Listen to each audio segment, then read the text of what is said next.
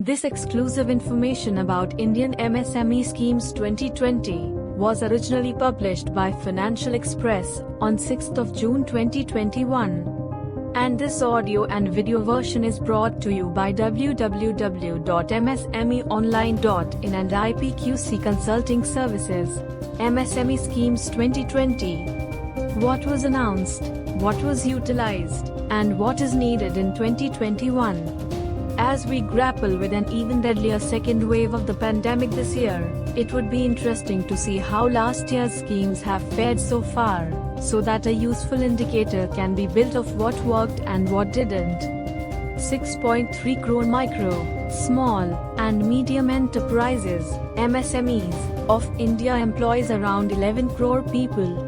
However, they were, unfortunately, one of the worst hit by the first wave of the pandemic that affected their access to markets, credit, and financial security. This prompted the Indian government to announce a slew of measures aimed at shoring up their financial and transactional health. As we grapple with an even deadlier second wave of the pandemic this year, it would be interesting to see how last year's schemes have fared so far, so that a useful indicator can be built of what worked and what didn't. This might help policymakers as they work the numbers for the inevitable announcements this year too. 1. Taxes and compliance. Several announcements were made to provide relief to taxpayers including MSMEs from tax compliance norms and deadlines. The TITS rates to be deducted were slashed by 25% for non-salary payments. Tax filing dates were extended by 30 to 90 days. There was a reduction in the rate of interest on delayed payment of taxes, and an amnesty scheme, zero penalty, for service tax dues paid within December 2020 was also announced.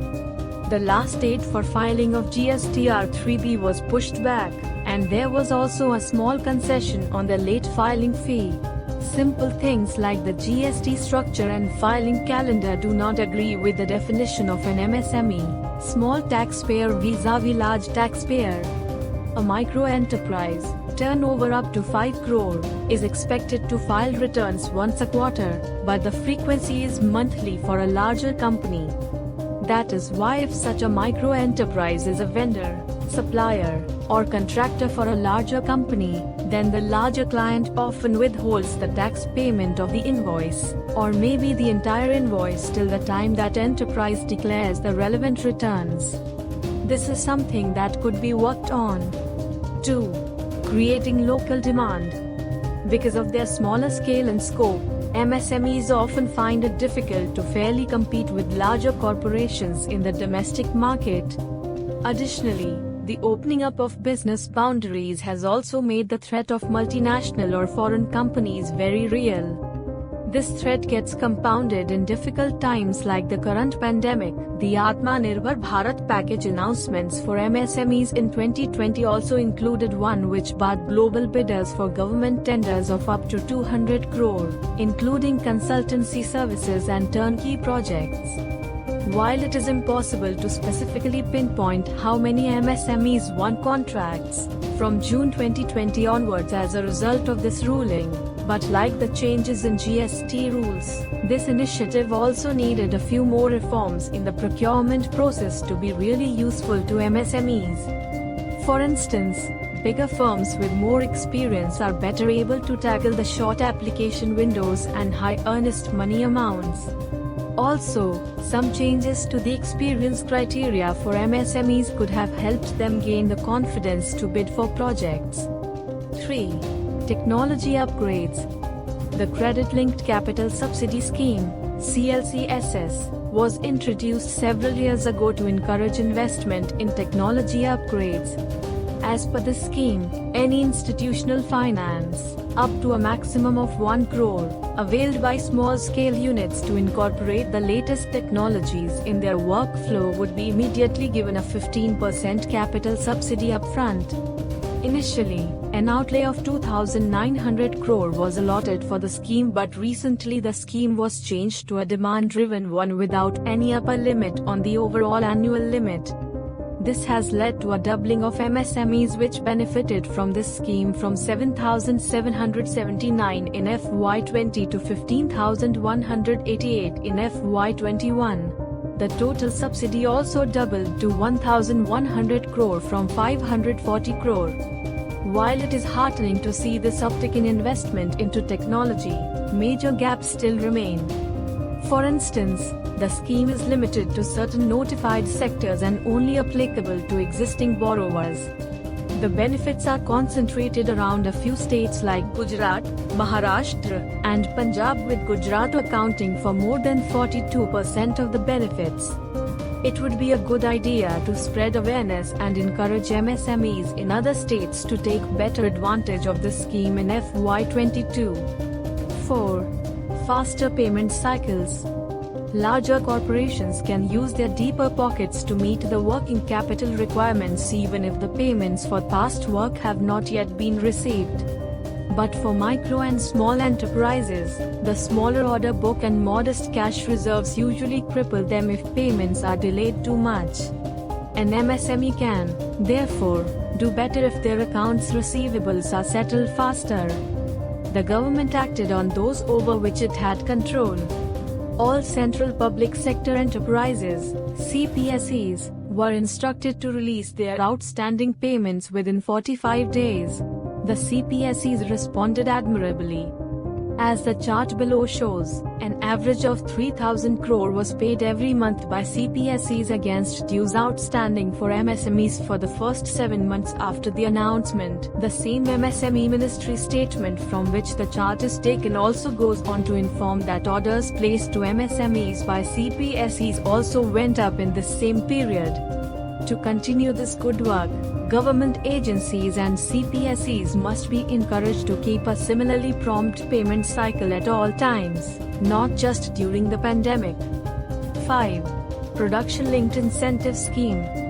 This scheme was announced in early 2020 with an initial outlay of 2 lakh crore rupees aimed to boost manufacturing investment in India. The scheme provided financial incentives from 4% to 6% of incremental sales, with FY20 considered as the base year to manufacturing units under certain key sectors. Due to the high capital investment thresholds and production targets, over the last year, most businesses that benefited from this scheme were large MNCs or corporate firms.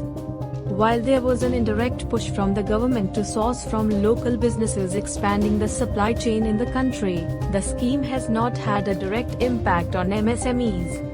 Several industry bodies have requested for a new MSME targeted PLI scheme or widening of the existing scheme to help small businesses reap the benefits of it. 6. Funding support. One of the important measures taken by the government to tackle the pandemic and its effect on MSMEs includes a slew of financing support to local businesses. Some of the measures taken in 2020 were a 6-month moratorium on loan repayments, classified by banks as standard at the time of announcement by MSMEs, was announced by the Reserve Bank of India for the March to August 2020 period. More than 30% of MSMEs benefited from the RBI moratorium, as it was availed by almost a third of MSMEs with current loans outstanding. But the moratorium functioned only like a temporary fix for the ailing MSME, and it did not guarantee complete recovery. Also, measures to strengthen the demand side were less visible, making repayment of loans plus the interest accrued during the moratorium difficult. Adding to the woes, localized lockdowns due to the second wave and non-extension of the moratorium this time has put MSMEs in a severe cash crunch. It remains to be seen if these MSMEs can emerge from it in a healthy manner. Additional subordinate debt facility of a total of 20,000 crore was operationalized through the Credit Guarantee Fund Trust for MSEs, CGMS, and the loan disbursal limit was increased from 1 crore to 2 crore. Disbursements with credit guarantees of more than 30,000 crore happened in FY21 under the CGMS scheme. While this is the second highest amount in the last 9 years, It still is a 30% drop from last year. Support was provided for working capital needs, operational liabilities, and business restart expenses to the extent of 3 lakh rupees crores under the Emergency Credit Line Guarantee Scheme (ICLGS) scheme. Around 60 lakh MSMEs availed of the ICLGS scheme, with around 2/3 of the sanctioned amount disbursed in the first 9 months of the financial year.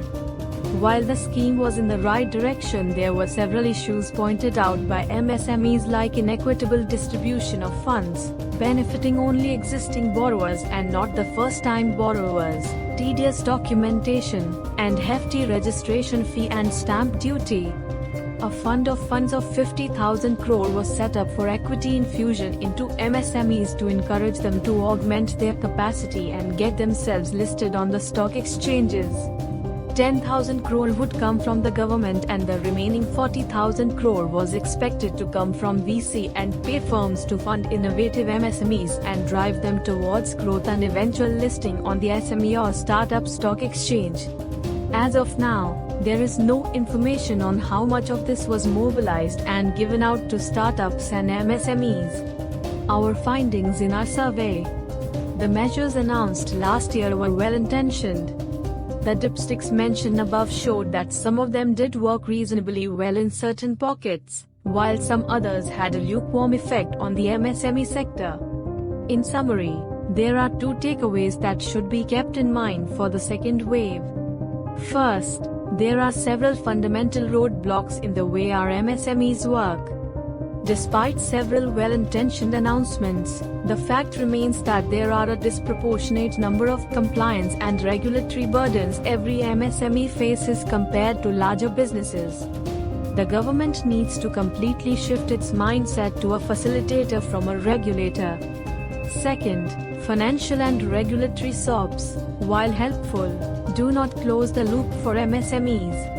More structural changes which help recharge the demand side and improve MSME operational efficiencies through technology and skilled labor would be the long-term strategy to reach the goal of raising MSME contribution to 50% of India's GDP. Special thanks to Mr. Vishal Devnath of Financial Express, IPQC Consulting Team. To know more details about MSMEs, please visit our page www.ipqc.in. To get our updates regularly, do not forget to subscribe to our YouTube channel MSME TV.